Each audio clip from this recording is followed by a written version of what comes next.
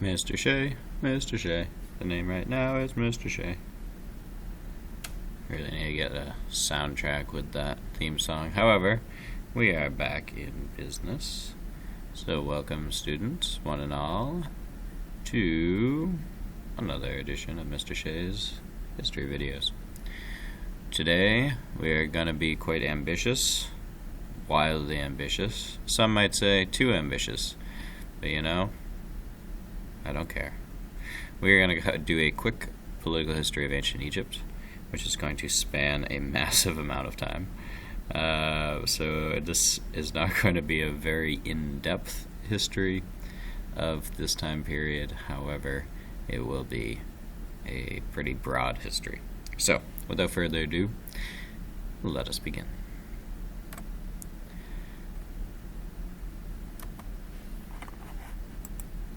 Alright, so we start out with what's known as the Old Kingdom.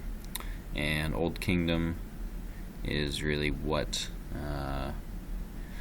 is best known and visually known for ancient Egypt when we look at it.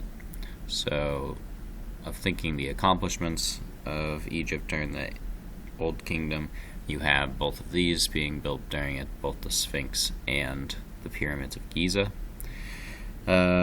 You have a great deal of food being made. You have the population growing. You have all these massive construction projects that are being built by peasants who are working in those fields. The only reason you could have enough people to build all of these things is if your population was large.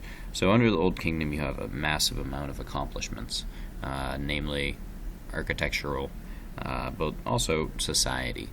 And all of this really happens because you have a very strong administrative system in place.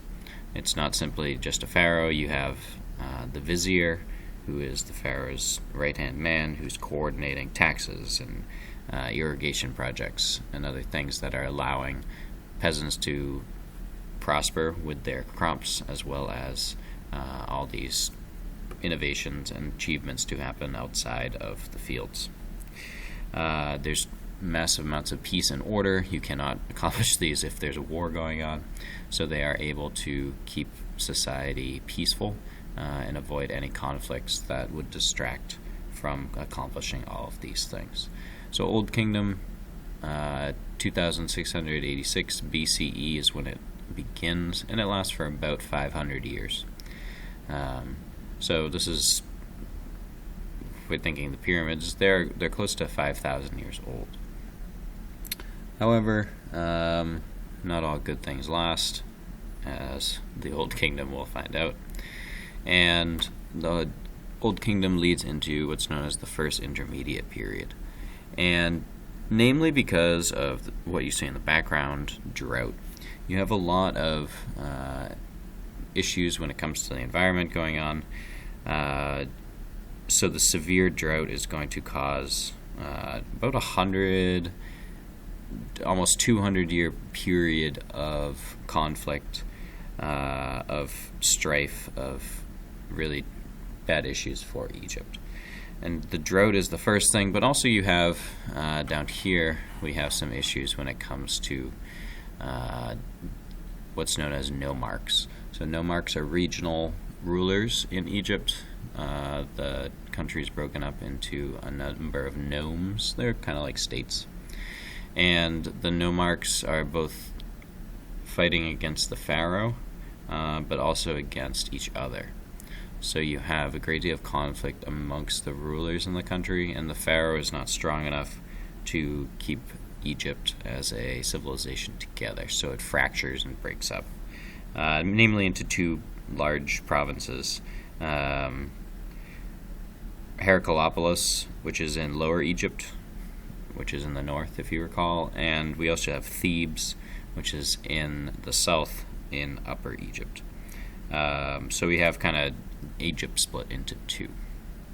However, we do get out of that sad time of conflict and war, and we get into what's known as the Middle Kingdom.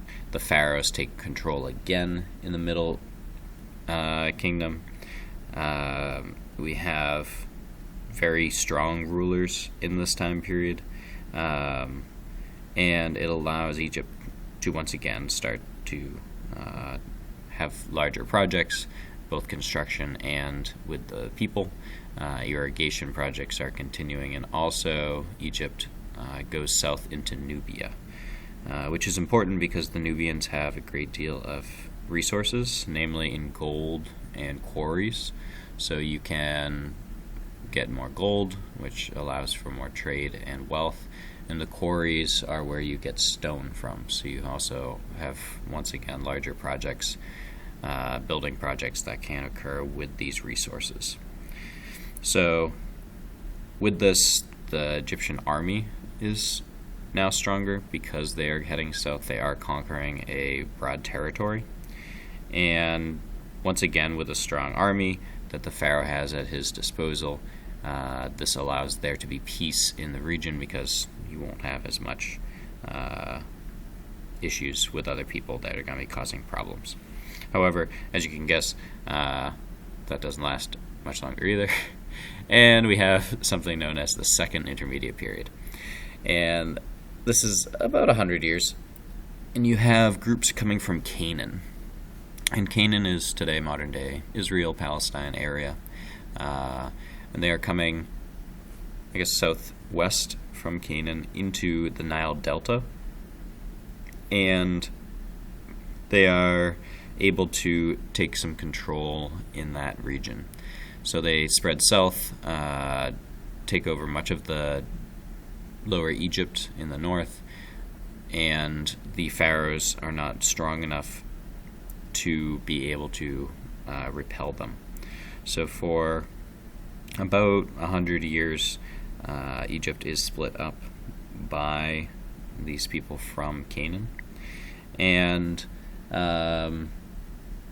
luckily that doesn't last for too long, because then the New Kingdom comes along, which is about almost 500 years of, once again, great prosperous economic growth. You are once again building massive temples like this one. And Egypt actually starts to spread northward. So in the top, or the right-hand side, you see the map there. And Egypt is able to spread to the northeast, all the way up to modern-day Turkey. So they are able to use their military to spread out, to conquer, and really expand the influence of the Egyptians, which allows them to have more influence in trading, bringing more wealth to Egypt as a whole. These great building projects also have influence from the architecture outside of Egypt, and their architecture is now influencing other places. So you see these columns here that are going to start spreading and pretty much spread throughout the ancient world. Sadly, this is really the last great time period for Egypt existing as an empire. From here on, there's a great decline. Certainly Egypt does do a lot of great things from in the next 3,000 years, but not as grand and lavish and rich as it had been in the past. Especially when it comes to the north, it's less protected by geography, so the Delta region is susceptible to invasions. And if you look in the Third Intermediate Period, which goes on for almost 300 years, you have great division in the Delta area. It is divided up between rulers. There are people coming from the west, from the Libya area, which is in northern Africa, and they take control of various parts of Egypt. The pharaohs are not strong enough, and they cannot take control. Through all of this, though, you might notice that the pharaohs are really the ones that shape Egypt. If they are not strong enough, it really falls apart. However, the people that do get Egypt back together, as it tends to go, are the priests. Egyptian religion spans across people. Just because a pharaoh is dead doesn't mean the religion is going to die. So the temples and the priests are really the ones that are able to, in many cases, regain order. Even if one pharaoh brings in a new popular religion, various priests are able to bring it back once they're gone. So through all this conflict, dispute, I mean, in the last 10 minutes we've looked at close to 2,500 years of history. It's really the religion that has a lot of the unifying factors in Egypt, and keeping that consistency throughout thousands of years versus the pharaohs themselves. However, when it comes down to it, it is these outside influences, the outside invasions that are going to really change Egypt as it is. Eventually, in the late period, you have empires, namely here the Assyrian Empire, that is going to come in and conquer Egypt as a whole. So once again, Egypt is unified, however, they're unified under foreign rulers. So in all of this, the downfall is these foreign nations, these foreign civilizations, these foreign empires.